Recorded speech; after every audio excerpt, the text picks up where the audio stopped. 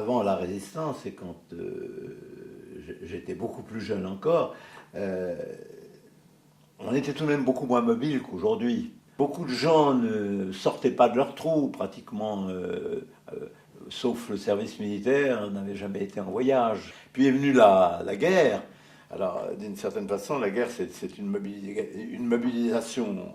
On est obligé de bouger. À la fin de l'occupation, les Allemands ont institué le service de travail obligatoire. Moi qui, à cette époque, dirigeais la résistance de la Drôme, j'ai vu arriver des milliers de jeunes, enfin 7 à 8 000 jeunes dans les maquis de la Drôme. Et c'était des jeunes qui venaient de toute la France. Quand, en 1975, les deux fondatrices d'une association qui s'appelle l'Action des chrétiens pour l'abolition de la torture viennent me dire « Vous êtes jeune avocat, vous viendriez bien nous aider, une histoire de droits de l'homme, etc. » Ça ne va pas vous prendre beaucoup.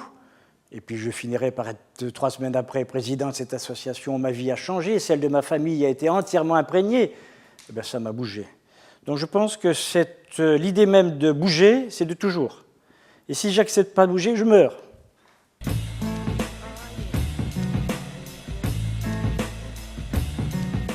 Ce qui a changé, c'est le rythme de ces mobilités, ça c'est sûr. Et ce qui a beaucoup changé, c'est en termes de stress, le rythme, la pression, l'obligation de bouger, ça je crois que ça a véritablement changé. On est dans un monde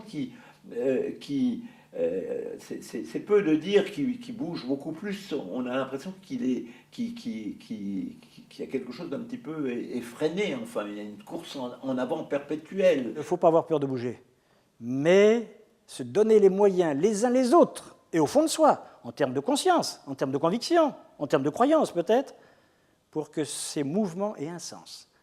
Que nos mobilités d'aujourd'hui, parce que nous sommes dans un monde interdépendant, ma situation dépend de celle de l'autre, beaucoup plus qu'hier, c'est des mobilités qui sont plus subies.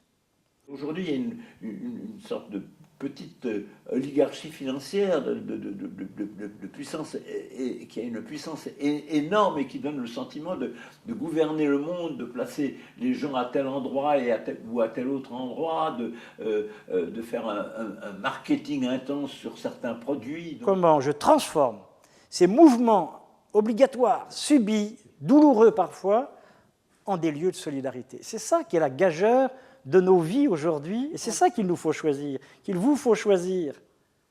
C'est pas anormal qu'il y ait des dizaines de millions d'hommes, de femmes aujourd'hui qui viennent chercher ailleurs ce qu'ils ne trouvent pas chez eux, de quoi vivre, de quoi survivre, de quoi être libre, etc.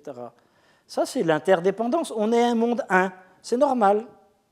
Les Tunisiens et l'avenir de la Tunisie, elle dépend de ce que je vais faire, moi, en capacité d'accueil, d'aide matérielle, en capacité de soutien politique, en capacité de soutien diplomatique, etc., etc.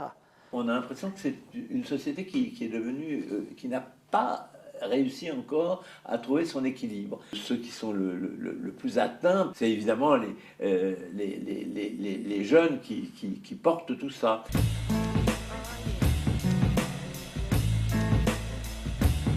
Vous avez tout en main, à mon avis, pour pouvoir résoudre ces déséquilibres il faut bien le dire, que vous héritez de nos propres générations, parce qu'on n'a pas su maîtriser l'évolution dont j'ai parlé. Derrière ces difficultés, il y a toute une série d'initiatives que vous jeunes, vous pouvez vraiment porter. On sent très bien qu'émergent d'autres formes de société.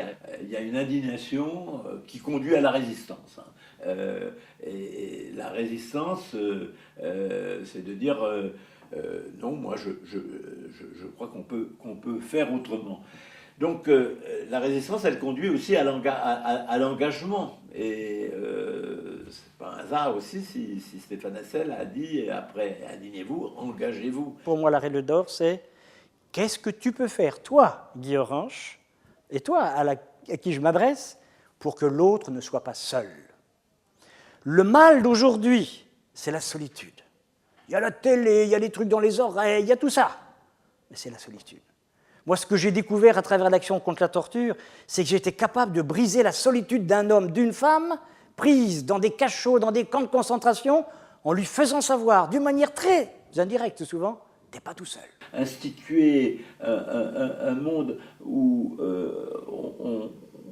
où la coopération remplace la compétitivité, c'est déjà beaucoup de choses. Or, on n'apprend pas ça à l'école. Ça peut être porté par la volonté, en quelque sorte, de rétablir une autre économie qui ne soit pas uniquement animée par la recherche de profits démesurés, de salaires absolument insensés, de bénéfices absolument scandaleux. Il faut que vous saisissiez de tout ce qui aura été obtenu grâce aux exemples de l'économie sociale et solidaire. Ça ne marchera pas si elle reste toute seule. Il faut qu'elle irrigue l'ensemble de la société, mais elle ne le fera pas sans vous. Il ne faut pas avoir peur de ce qui est différent, de ce qui est autre, de ce qui est nouveau. Ça bouge, ça nous décoiffe.